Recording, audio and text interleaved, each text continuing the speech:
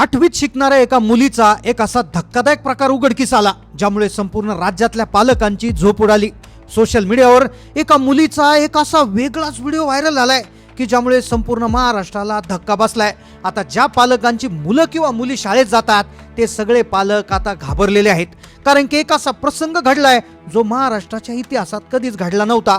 खरं तर बऱ्याच वेळा मुलं शाळेत जातात, ते अभ्यास करत नाही किंवा बऱ्याच वेळा ते सांगितलेली कामं ऐकत नाही किंवा कुठेतरी दुसरीच कामं करतात. पण या मुलीनं जे केलं ते आजपर्यंत कोणीच केलं नव्हतं.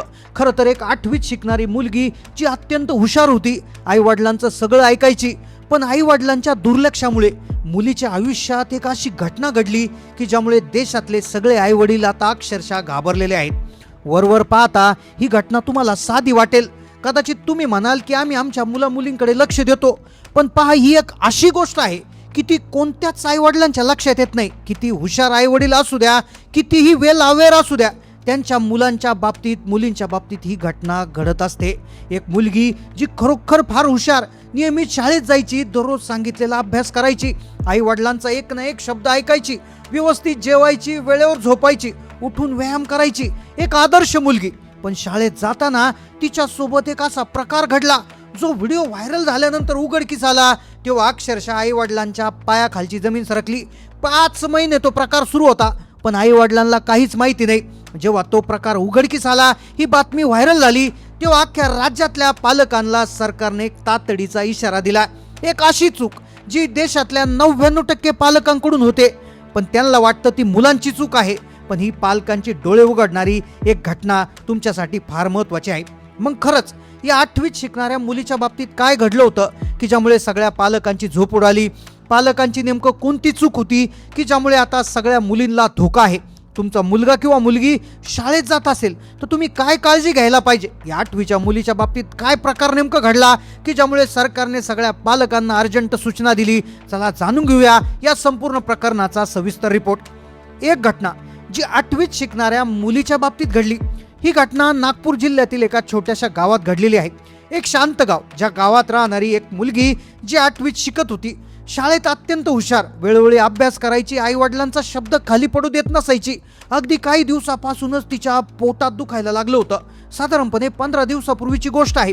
अतिशय चांगला अभ्यास करणारी मुलगी, निरोगी आहार, व्यायाम करणारी, आई वडिलांचं ऐकणारी, पण गेल्या 15 दिवसापासून तिच्या पोटात त्रास वाढू लागला होता. अधूनमधून दुखायचं, पण 2 महिन्यापूर्वी तिचं पहिल्यांदा दुखलं होतं. त्यानंतर त्रास वाढूच लागला. सुरुवातीला घरच्यांनी दुर्लक्ष केलं, पण ज्यावेळेस तिच्या आईला पहिल्यांदा तिनं सांगितलं होतं त्यावेळेस आई म्हणाली की बाई तू रात्री शिळा भात खाल्ला होतास, त्यामुळे दुखत असेल. आणि महिनाभरापूर्वी पुन्हा म्हणाली आई माझं परत पोट दुखते, त्यावेळेस आई म्हणाली रात्री तू काहीतरी खाल्लं असेल, तुला मी नको म्हटले होते तरी तू खाल्लं, त्यामुळे तुझं पोट दुखत असेल. एका महिन्यात 2दा तिचं पोट दुखलं. त्यावेळेस तिने शिळी भात खाल्ली म्हणून त्याच्याकडे दुर्लक्ष करण्यात आलं. पण याच पोटाचं कनेक्शन पुढे एका व्हायरल व्हिडिओमध्ये झालं आणि ज्याने अख्ख्या देशातल्या पालकांची झोप उडवली. सरकारने देखील सर्व पालकांना रेड अलर्ट दिला. मग काय होतं त्या मुलीच्या पोट दुखण्यामागचं कारण? काय त्याचं विचित्र कारण होतं की जे 8वीच्या मुलीनं लपवलं होतं? खरं तर या पोट दुखण्यामागचं एक कारण असं होतं जे तिच्या आईच्या लक्षात येत नव्हतं. आई प्रत्येक वेळा शिळ्या आणण्याचं कारण लावत होती, पण पुढे पुन्हा एकदा 15 दिवसानंतर पुन्हा हे प्रकरण घडलं. जेव्हा डॉक्टरांचा रिपोर्ट आईच्या हातात दिला तेव्हा आईच्या पायाखालची जमीन पुढे जाऊन सरकणार होती. आई वडिलांना कल्पना नसते. आई वडिलांना वाटतं मुले शाळेत जातात, शिकतात, अभ्यास करतात, चांगले मार्क पडतात, पण त्यांना माहिती नसतं की मुलं या मार्कांच्या आड अभ्यासांच्या पलीकडे जाऊन असे काही उद्योग करत असतात की जे कुणाच्याच लक्षात येत नाही. आता त्या मुलीने काही खाल्लं नव्हतं, सगळे व्यवस्थित करायची, तरी तिचं दुखत राहायचं. महिनाभरात 2दा त्रास झाला. 3ऱ्या वेळेस तिला भयंकरच त्रास वाढला, पोट दुखायला लागलं, मुलगी तक्रार करू लागली. मग अखेर आईला काळजी वाटू लागली. आईची परिस्थिती हलाखीची, आई मोलमजुरी करून कशी तरी जगायची, त्यामुळे दवाखान्यात जाण्यासाठी इतक्या छोट्या कारणासाठी तिच्याकडे पैसे नव्हते.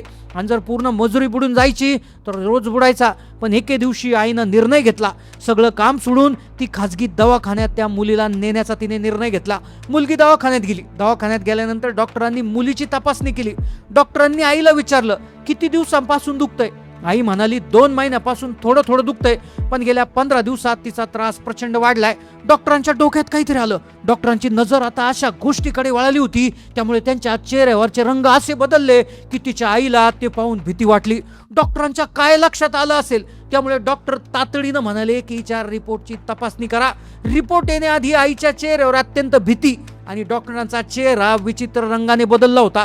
रिपोर्ट आल्यानंतर ते धक्कादायक सत्य जगासमोर येणार होतं. तेव्हा डॉक्टरांनी ते सत्य तिच्या आईला तेव्हा सांगितलं, तेव्हा आईच्या पायाखालची जमीन सरकली. डॉक्टर चकित झाले. डॉक्टरांनी तपासणी करायला लावली. तपासणी केल्यावर मुलीचा रिपोर्ट आला.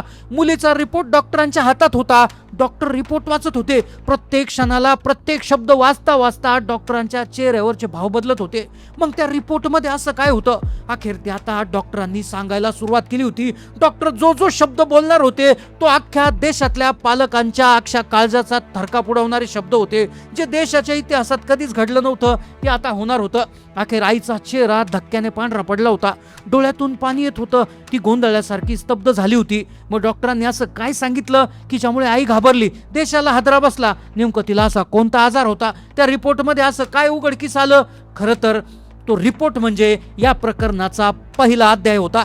कारण की रिपोर्ट सांगितल्यानंतर तिची आई हादरणार होती. सगळा देशाचा काळजाचा ठोका चुकणार होता. पण त्याच्या मागचं कारण जे 2 दिवसानंतर उघडकीस येणार होतं, त्याने अख्ख्या मंत्रिमंडळाची झोप उडणार होती. त्या डॉक्टरांनी सांगायला सुरुवात केलं. त्यांनी सांगितलं त्या रिपोर्ट साधा सुद्धा नव्हता. त्या रिपोर्ट नंतर पोलीस तपास झाला. आता रिपोर्ट आणि पोलीस तपासचा काय संबंध ते तुम्हाला आता पुढील मिनिटात समजेल. खरं तर डॉक्टरांनी रिपोर्ट घेतला. अगदी श्वास रोखून बोलायला सुरुवात केली. ते म्हणाले, तुमची मुलगी रिया गर्भवती आहे. होय, तुमची मुलगी रिया गर्भवती आहे. आता पहा, मुलगी 8वीत शिकणारी आणि तीही 4 महिन्याची गर्भवती. आता एका क्षणासाठी आईला विश्वास बसला नाही. डॉक्टरांना ती म्हणाली, पुन्हा तपासणी करा. डॉक्टरांनी पुन्हा तपासणी केली. रिपोर्ट तेच आले. मग मुलगी गर्भवती झालीच कशी? आईवर डोंगर कोसळल्यासारखं झालं. सगळ्यात आधी रागात आईने तिथे त्या मुलीवर राग व्यक्त केला. राग शांत झाल्यावर आईनं मुलीला विश्वासात घेऊन विचारायला सुरुवात केली. मुलगी आता पहिल्यापासून सगळं सांगू लागली आणि मुलीला जो घटनाक्रम सांगितला तो सगळ्यात धक्कादायक होता. आणि खरं तर हाच या प्रकरणाचा मुख्य अध्याय होता आणि ज्यानेच खरं तर सगळ्या देशातल्या पालकांचा काळजाचा ठोका चौकावलाय. मुलगी गर्भवती हा प्रकार तर फक्त नॉर्मल होता, पण तिचं सत्य जे होतं तेच खळबळ उडवणार होतं. आईनं मुलीला घरी आणलं तेव्हा ती समोर आली. ती विचित्र गोष्ट जी पालकांसाठी धडा ठरणार होती ती आता रियानं सांगायला सुरुवात केली. रिया म्हणाली, मी रोज शाळेत जात होते. शाळेत जात असताना तिची एक मैत्रीण असायची. ती मैत्रीण तिच्या गल्लीच्या कोपऱ्यावर राहायची. रिया जिथून जायची त्या गल्लीच्या शेवटच्या टोकाला तिच्या मैत्रिणीचं घर होतं. तिची एक मैत्रीण होती, ती त्याच गावात तिथे राहायची. रिया दरवेळेस तिच्या घरी तिला घ्यायला जायची आणि तिथून त्या दोघी जणी मैत्रिणी शाळेत जायच्या. त्यांची मैत्री अगदी घट्ट. या मैत्रिणीचा एक लहान भाऊ होता. तो रियापेक्षा 1 वर्ग लहान, म्हणजे तो त्या मैत्रिणीचा भाऊ 7वीत होता. आता मैत्रिणीचा भाऊ म्हणजे नक्कीच त्यांच्यात एक मैत्री तयार झाली. मैत्रिणीचा भाऊ तो वयानं लहान असल्यामुळे कोवळ्या वयात त्यांच्यात आकर्षण निर्माण झालं. मैत्रीचं रूपांतर प्रेमात झालं. रियाची जी मैत्रीण होती, मैत्रिणीचे आई वडील दोघंही शेतमजूर. ते बऱ्याच वेळा सकाळी शेतात निघून जायचे. बऱ्याच वेळा शाळेला सुट्टी असताना ते निघून गेलेले असायचे. त्यामुळे मैत्रिणीचा भाऊ घरात एकटा असायचा. मग कुणी मोठं नसायचं. मग हे पाहून रिया आणि तो मुलगा भेटायचे. कधी रिया त्याच्या घरी जायची तर तो कधी रियाच्या घरी यायचा. शाळेचं पुस्तक घेण्याच्या बहाण्यानं या ना त्या कारणानं त्यांना एकांत क्षण मिळायचा आणि या क्षणाचा गैरफायदा त्यांनी घेतला. आणि 25 तारखेला जेव्हा मैत्रिणीचे आईवडील घरी गावी गेले होते तर त्यावेळेस त्यांनी तो धक्कादायक प्रकार केला आणि तेच प्रकार वारंवार झाला. त्यांच्यामधलं ते आकर्षणाचा जो हे होता तर त्याचंच रूपांतर पुढे त्याच्यामध्ये होणार होतं. जेव्हा घरात मोठी माणसं नसायची तेव्हा त्यांना एकांत मिळायचा आणि त्या संबंधातून रिया गर्भवती राहिली. अखेर तिच्या पोटात सुरुवातीपासून दुखत होतं. आईने दुर्लक्ष केलं, पण इतर कुटुंबाने ते अक्षरशः सगळं उघडकीस आलं. तेव्हा त्या कुटुंबातल्या सदस्यांनी मुलाला बोलवलं.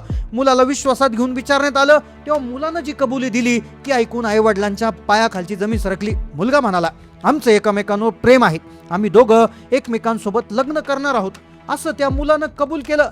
ते ऐकून तिथे उपलब्ध असणारे नातेवाईक, मुलांच्या आईवडिलांना देखील धक्का बसला. त्यांनी तक्रार केली, पोलिसांकडे कंप्लेंट केली. आता घडलेला जो प्रकार होता खरं तर हा खूप धक्का देणारा होता. खरं तर हा प्रकार 2022 मध्ये घडला असण्याची शक्यता जो पुन्हा एकदा यूट्यूबवर चर्चेत आला. ही घटना महाराष्ट्रात नसून बाहेरच्या राज्यामध्ये घडली असण्याची शक्यता वर्तवली जाते. पण ही जी घटना आहे ही कुठेही घडली असेल तरी पालकांसाठी हा धोक्याचा इशारा आहे. तुम्ही तुमच्या मुलामुलींकडे लक्ष देता का? पालकांना आरसा दाखवणारा हा व्हिडिओ आहे. तुम्हाला या घटनेविषयी काय वाटलं नक्की कमेंट करून कळवा. तुम्ही तुमच्या मुलांची काळजी कशा पद्धतीने घेता, कशा पद्धतीने लक्ष ठेवता, कमेंटमध्ये तुमची पद्धत नक्की नोंदवा. चॅनलला नवीन असाल सबस्क्राईब करा. धन्यवाद.